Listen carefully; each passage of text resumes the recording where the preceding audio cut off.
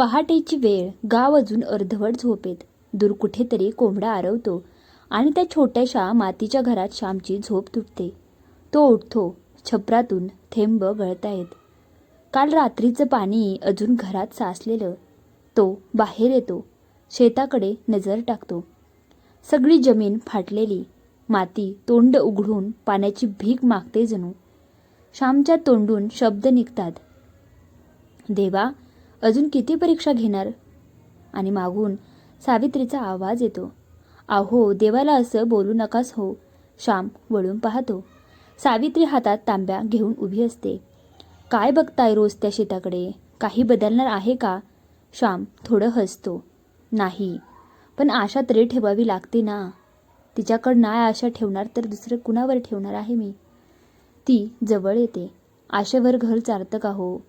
पण तू आहेस ना, म्हणून सगळं चाललंय. श्याम काही बोलत नाही. फक्त आकाशाकडे बघत राहतो. सकाळ झाली. मुलं उठली.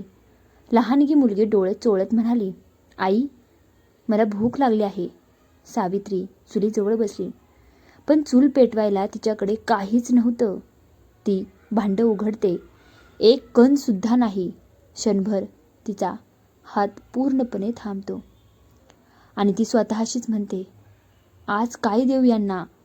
मोठा मुलगा बाहेरून येतो. आई, आज भाकरी नाही का? ती हसते, पण डोळ्यात पाणी. आहे ना रे, थांब जरा. श्याम कोपऱ्यात बसलेला सगळं पाहत असतो. तो हळूच म्हणतो, सावित्री, राहू दे. मुलांना सांग आज नाही. ती लगेच वळते. असं कसं सांगू? लेकरं आहेत ती. भूक काय असते तुला आणि मला माहिती आहे. सावित्रीने एका डब्यातून थोडे पीठ खरडून काढलं. त्यात पाणी टाकलं. एकदम पातळ पेज केली. ती ताटात ओतते आणि त्या आपल्या मुलांना देते. लहान मुलगी म्हणते, आई, ही भाकरी नाही आहे. ती तिच्या केसांवरून हात फिरवते. आज खास पेज आहे, खा बाळा. ती मुलांना खाऊ घालते. श्याम विचारतो, तू खाणार नाहीस का आई? त्यावर ती हसते. मी आधीच खाल्लं आहे बाळा, मला आता भूक नाही आहे. श्याम तिच्याकडे पाहतो. त्याला कळतं ती खोटं बोलते. त्याच्या डोळ्यातून पाणी ओघळलं. रात्र झाली. दोन्हीही मुलं झोपली. श्याम घराबाहेर बसलेला, डोकं खाली. सावित्री जवळ येते आणि विचारते, काय झालं? श्यामचा आवाज कापतो. मी कसला नवरा आहे ग? माझ्या लेकरांना 2 घासही देता येत नाही मला. सावित्री त्याचा हात घट्ट धरते. असं बोलू नकोस. तू नाहीस तर आम्ही कुठे जाऊ? श्याम डोळे पुसतो. पण मी काहीच करू शकत नाही याचं मला सर्वात जास्त दुःख वाटतं. ती शांतपणे म्हणते,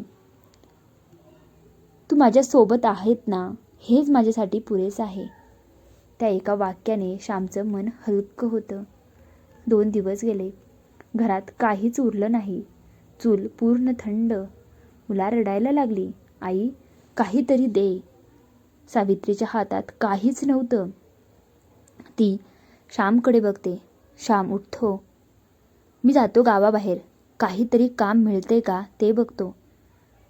ती विचारते, किती दिवस लागतील? तो शांत बसतो, कारण त्याला माहीत नाही. सावित्री आत जाते. कपाट उघडते आणि तिच्या गळ्यातलं मंगळसूत्र काढते. हात थरथरतात. डोळ्यांतून अश्रू ओघळतात. ती बाहेर येते आणि श्यामच्या हातात ठेवते. श्याम दचकतो. हे काय करतेस तू, सावित्री? ती हळू आवाजात म्हणते, हे घे आणि विकून टाक.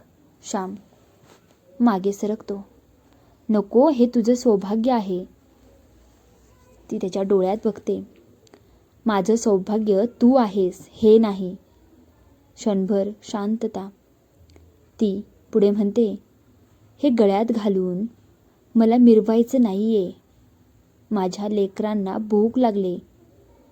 श्याम रडायला लागतो. सावित्री, मी तुला काय देऊ शकलो? आणि ती हसते. त्या अश्रूंमधून तू माझ्यासोबत आहेस, हेच माझ्यासाठी सगळं आहे. श्याम सकाळी लवकर निघाला. हातात सावित्रीचं मंगळसूत्र. गाव मागे पडत होतं, पण त्याच्या मनात फक्त एकच चेहरा, सावित्री. शहरात पोचला. मोठमोठी इमारती, गर्दी, गोंधळ. तो एका सोनाराच्या दुकानात गेला आणि म्हणाला, भाऊ, हे घ्याल का? सोनाराने मंगळसूत्र हातात घेतलं. थोडं तपासलं. जुनं आहे, एवढेच पैसे मिळतील. श्याम काहीच बोलला नाही, कारण त्याला माहिती होतं ते फक्त सोनं नाही, सावित्रीचा त्याग आहे. पण तरीही त्याने ते दिलं. पैसे हातात घेतले.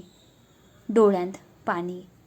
तो स्वतःशीच म्हणाला, सावित्री, तुझं हे कर्ज आयुष्यभर फेडू शकणार नाही मी.